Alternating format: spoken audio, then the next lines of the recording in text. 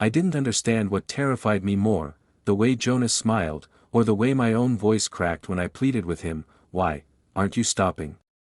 That moment came later, long after I should have known better. But even now, when I replay it in my mind, I can hear the tremor under my words, the raw confusion clinging to them. Back then, I didn't yet know how a simple conversation could spiral into something dangerous. I didn't know how loneliness could disguise itself as curiosity. And I definitely didn't know that one stranger could change the rhythm of my life without even touching it, but the story really begins weeks earlier, in our apartment on Alden Street, a place that used to feel like home before silence filled every corner. Micah Rowan, my boyfriend of 4 years, had once been a source of warmth I could lean into effortlessly. I used to read entire chapters of his mood from a single glance. But lately, even his footsteps felt foreign, like someone else was walking through our space wearing his shape and voice. He spent more time on his phone than he did looking at me. When I asked if everything was okay, he'd reply with a quick smile that never reached his eyes. "Just work," he'd say. "Just exhausted." The same answers. The same tone. The same distance widening day by day. Our evenings became quiet rituals of pretending not to notice each other's retreat. Micah would sit at the far end of the couch, scrolling, typing, smiling at something he never shared. I'd sit with a mug cooling in my hands, pretending I was absorbed in whatever show flashed across the screen. The distance wasn't angry or dramatic, it was empty. And emptiness is sometimes worse than conflict, because at least conflict means someone cares enough to react. That Thursday evening, I left the apartment earlier than usual. I couldn't take another night of pretending everything was fine. I didn't tell Micah where I was going. He didn't ask. He barely lifted his eyes from his phone before saying, "Be safe." The phrase sounded automatic, like muscle memory rather than genuine concern. I stepped outside into cold air that felt more honest than our living room. The cafe I walked into wasn't special, it was small, dim, and smelled faintly of cinnamon and old books. But it offered something priceless, silence that didn't feel like judgment. I sat near the window, watching people move in purposeful lines across the street. Everyone seemed to be going somewhere, carrying invisible stories in their hurried steps. I wondered what my story looked like from the outside. Maybe it looked like a man quietly losing something he didn't know how to save. That I was so lost in thought that I didn't notice someone approaching until a shadow stretched across my table. "Is this seat taken?" a man asked. That I looked up. His voice was calm, unhurried. His appearance didn't strike me as extraordinary at first glance: dark jacket, sharp posture, the kind of face people might describe as memorable without knowing why. But his eyes held a strange, self-assured steadiness, like he had walked into many rooms expecting the world to shift for him. "No, you can sit," I said before really thinking about it. That he placed a slim notebook on the table and leaned back in his chair with an ease that contrasted my tense posture. "You look like someone having a long night," he remarked, not unkindly. That I almost laughed, not because it was funny, but because it felt odd that a stranger could read me so easily. "Something like that," I replied. "I'm Jonas," he said. "Jonas Hale." "Elias," I answered, trying to keep my voice steady, as if meeting strangers in cafes was something I did often. Jonas studied me, not in a predatory way, but with a curiosity that felt deliberate. "You strike me as someone who thinks too much. A blessing, and sometimes a curse." "I don't know what that means," I said, though I did. I knew exactly what he meant. "You're carrying something heavy," he continued. "You don't have to tell me what it is." His tone suggested he already understood more than I was willing to admit. That I wasn't sure why his observation unsettled me. Maybe because Micah hadn't looked at me with real attention in months. Maybe because I'd stopped expecting anyone to notice I was quietly falling apart. That we talked, slowly, cautiously. He asked simple questions about my work, my city, my routines. Nothing invasive. But the way he listened made me feel like my words mattered. Every nod, every subtle shift of his attention, told me he wasn't just hearing me, he was studying me. Understanding me. Or maybe trying to. Still, I didn't feel threatened. Just seen. When my phone buzzed, I glanced down to see Micah's name flash across the screen. Just a short text, did you eat? A normal message from a normal relationship. But something about it felt strangely hollow. Jonas noticed my hesitation. Everything okay? I nodded. Just, complicated. He didn't push for details. Instead, he closed his notebook and leaned forward slightly, elbows resting lightly on the table. You know, he said, some people stay in places long after they've stopped feeling at home. Not because they want to. Just because leaving feels harder. The comment struck a nerve so sharply I didn't respond for several seconds. Before I could change the subject, he spoke again. You seem like someone who wants clarity, but is afraid of what clarity might reveal. I couldn't deny it that we talked until the cafe lights dimmed, its silent reminder that closing time approached. Jonas stood, smoothing the front of his jacket. It was good meeting you, Elias. Yeah, I said. You too. He paused, as if debating something, then slipped a small card from his pocket and set it gently on the table. If you ever need someone to talk to, someone who actually listens, call me. I stared at the card after he walked away. His name. His number. Clean, simple, intentional that I told myself I wouldn't keep it. I told myself it didn't mean anything. I told myself it was just a stranger trying to be polite, but when I stepped outside into the cold night, the card was still in my hand. And I didn't throw it away. As I walked home through quiet streets softened by evening light, I felt something unfamiliar rising in me, something between fear and curiosity. I knew I hadn't crossed any lines. But I also knew how fragile those lines were when someone finally looked at you the way you wished your partner still did, and that was the first moment I realized, whatever path I was stepping onto, it wasn't one I could easily walk back from. I didn't call Jonas immediately. I carried his card in my pocket for days, folding it carefully, pulling it out when I was alone, then shoving it back again when I felt guilt rising like smoke. Micah's absence had become a familiar ache, and Jonas's presence, though still just the potential for a conversation, was a kind of balm. It wasn't supposed to be anything more than a fleeting curiosity. But the more I tried to convince myself, the more my own thoughts betrayed me. It was a Friday evening when I finally texted him. Hey, it's Elias. We met at the cafe. The reply came almost instantly. I was hoping you'd reach out. Even a simple sentence could feel electric when someone understands you without judgment.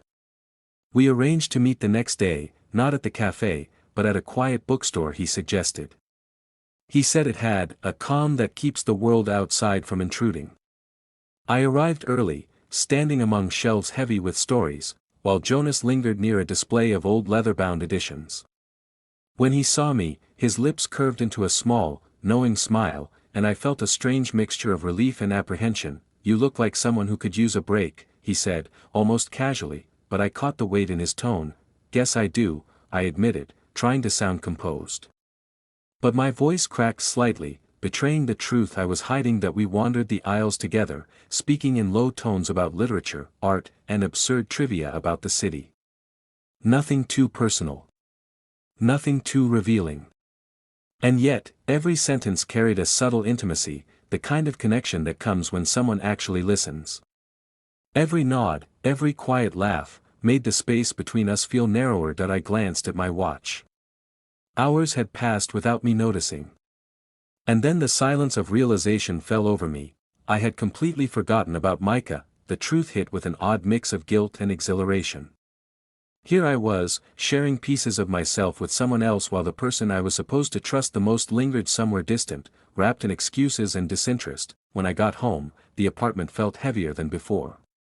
Micah was on the couch, scrolling, engrossed in something on his phone. I had to remind myself to breathe before speaking. Hey, I said. He barely looked up. Hey. How was your day? I hesitated, then lied. Fine. Just a walk. Micah nodded. Good. His tone was polite, almost mechanical. I wanted to ask about his day, about his sudden silence, but the words caught in my throat. I felt a pang of fear. What if he was already aware that something was shifting in me? over the next few days, our apartment became a stage of subtle avoidance. We existed in parallel, occasionally brushing against each other but never intersecting in a meaningful way. And the pull toward Jonas grew stronger that we met again on a Saturday at a small park that overlooked the city skyline. Autumn had begun to color the leaves in shades of fire, and the air had a crispness that made my chest ache. Jonas greeted me with a soft laugh, remarking on how the wind made the leaves dance like they were alive. "It's strange," I said, staring at the horizon. "I used to love this city. But now, sometimes I feel like I'm just floating through it." He nodded, his expression unreadable but attentive. "Cities don't change. People do. Maybe you're noticing yourself more than you notice the city."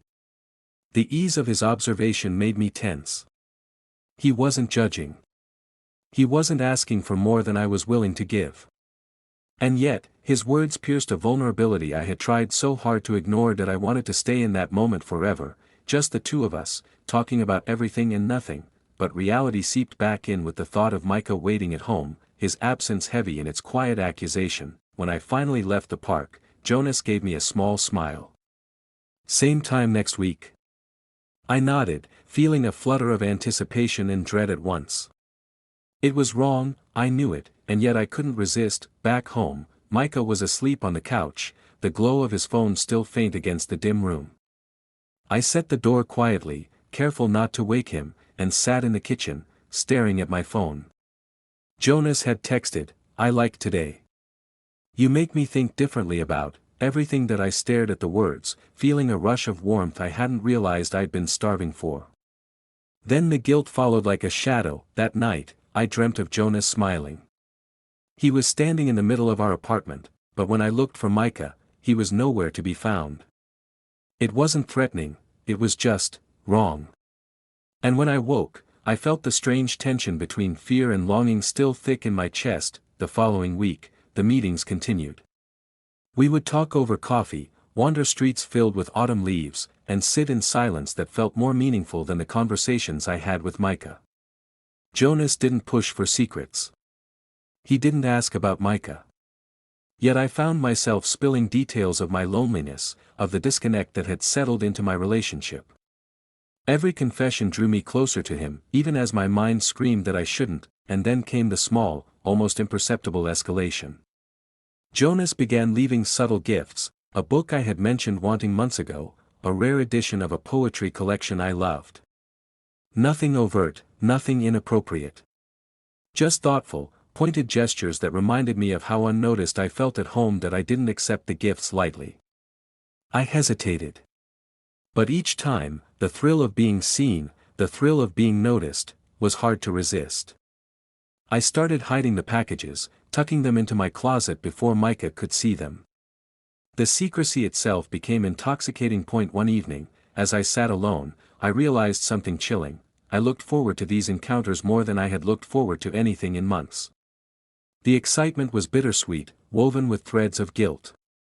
I told myself it was harmless, that nothing physical had occurred. But I knew better. Emotional infidelity was still infidelity. And with Jonas, it was becoming dangerously consuming. When Micah finally asked, one night as he glanced at my phone, "Who's Jonas?" my heart froze. I had been careless, leaving the screen open while he walked past. I couldn't lie convincingly. I couldn't deny it convincingly. And in that instant, I realized that the fragile balance I had maintained, between desire, guilt, and secrecy, was about to shatter. That I wanted to explain, to justify, to tell him that nothing had happened. But the words caught in my throat. I couldn't undo the attention I had given Jonas, the small confessions, the quiet trust, the moments of connection that had grown like roots into the cracks of my heart. And in that hesitation, I saw it, the moment when everything I thought I knew about myself, about love, about loyalty, would be tested. The air between us thickened with unspoken truths. I didn't know how Micah would react. I didn't know if our relationship could survive the weight of my choices. But I did know one thing: I couldn't turn back the clock, and I couldn't unmeet Jonas. Something had shifted, irreversibly. And the suspense of what came next pulled me forward, even as my conscience whispered that I was stepping onto a path with no easy return. I hadn't expected Micah to confront me so directly. When he leaned against the kitchen counter that evening, arms crossed, eyes narrowed, and simply said, "Who's Jonas?" the world shrank to the space between us. The quiet hum of the refrigerator, the dim light casting shadows across the room, even the faint smell of his cologne, everything pressed against me with the weight of inevitability. I swallowed hard. There was no smooth escape from this one. "It's nothing," I muttered, though my voice betrayed me. My hands shook slightly as I set my coffee mug down, the ceramic clinking against the counter. I realized, with a sinking feeling, that this relationship had become a delicate web, and I had already broken strands without even noticing. Micah stepped closer. "Elias, look at me." His voice was calm, but there was an edge that made me flinch. I did as he asked. I didn't want to, but I couldn't look away. "I can tell something's going on. Don't lie." The words hit harder than I expected.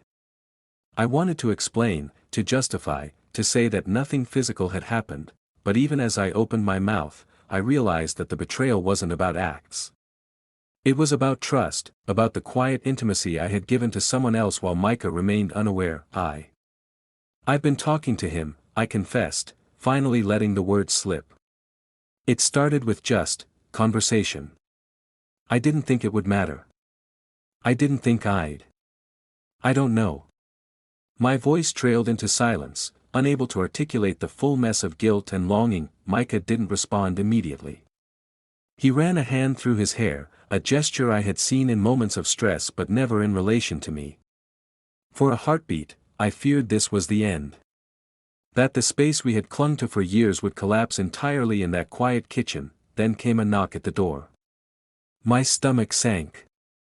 I knew, before opening it, who it was. Jonas. That I didn't move. Micah's eyes followed mine, narrowing. He already understood. I felt a cold panic, but also a strange, perverse curiosity. Jonas didn't enter right away. He just leaned casually against the frame, a smile tugging at his lips, not warm, but knowing. "Elias," he said, calm, controlled, "I was hoping I'd find you here." "Jonas," I started, but my voice faltered. Micah stepped in front of me, his hand brushing against my arm, a silent warning. "Why are you here?" His tone was low, steady, but it carried a weight that made Jonas pause. Jonas's smile widened slightly, but there was a chill behind it. "I thought I'd check in. See how my friend is doing." He spoke lightly, but the way he looked at me suggested he knew exactly how tangled everything had become. That I felt trapped between two worlds. One was my past, familiar yet fading, the other was this strange, seductive force that had been infiltrating my life piece by piece. "You don't need to be here," I whispered, more to myself than to him. But Jonas didn't move. He never did, not physically, just in presence. Jonas tilted his head, eyes steady. "Stopping isn't in my nature." I froze. The words were almost casual, almost teasing, but their implication dug beneath my skin like a cold knife. Micah stiffened beside me. For the first time, I saw not just anger, but fear in his expression, fear for what I might do, or for what Jonas might provoke. That I stepped back. "You can't keep doing this," I said, voice trembling. "You can't interfere in my life, in my relationship." Jonas's smile didn't fade. "I'm not interfering," he said softly. "I'm revealing what's already there. I'm just giving form to what you've been ignoring." The truth in his words was undeniable. My guilt burned hotter than fear. I had let my emotional boundaries blur, allowed this connection to grow in secret, and now the consequences were tangible, staring at me across my own threshold. Micah's hand found mine. A grounding touch. "Elias, we need to be honest." "All of it." I nodded. The weight of the past weeks, the stolen conversations, the hidden messages, the quiet anticipation, pressed against me like lead. I realized that I could no longer hide from myself or from him. Jonas finally stepped back, letting the tension settle like dust in sunlight. "Think about what you want," he said, his tone calm but piercing. I'll wait. And then he left. The apartment felt emptier once he was gone, yet heavier, too, weighted by the choices we had to make. I turned to Micah, eyes searching his face. I don't want to hurt you, I whispered, my voice raw that he gave a small, almost sad smile. Then stop running from this. From us. Tell me everything. And I did. Every conversation, every late-night text, every feeling of being seen outside of him, I laid it bare. The confession was painful, shame-laden, and yet liberating. We both cried quietly in the living room, not from anger, but from the release of truth. When the tears subsided, silence settled around us, not uncomfortable, but heavy with possibilities. For the first time in months, I felt seen, not just by Jonas, but by Micah too. And that sight, the clarity of facing the consequences, was frightening and beautiful in equal measure. That we didn't resolve everything that night. There was no miracle fix, no sudden forgiveness. But there was a beginning, a fragile, trembling first step toward understanding that I realized something essential. Emotional fidelity is not just about avoiding others, it's about nurturing the connection that already exists. And if that connection is ignored, even the most innocent interactions can become dangerous. As I sat there, hand in Micah's, I knew the coming days would be difficult. Decisions had to be made. Boundaries had to be restored. Trust had to be rebuilt, or left behind entirely.